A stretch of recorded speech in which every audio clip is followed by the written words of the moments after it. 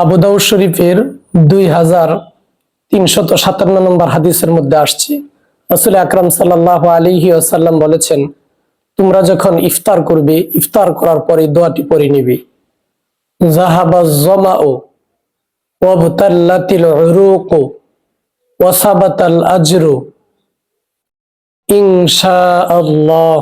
যার অর্থ হচ্ছে, যাহাবাজ যামাউ কষ্ট, ক্লেশ ও পিপাসা দূর হয়েছে, ওয়াবতালাতিল উরুকু শিরা উপশিরা সিক্ত সতেজ হয়েছে, ওয়াসাবাতাল আজরু ইনশাআল্লাহ আল্লাহ চাহে তো নেকি স্থির হয়েছে, লিপিবদ্ধ করা হয়েছে। আমরা যখন ইফতার শেষ করব তখন এই দোয়াটি আমরা পড়ে নিব।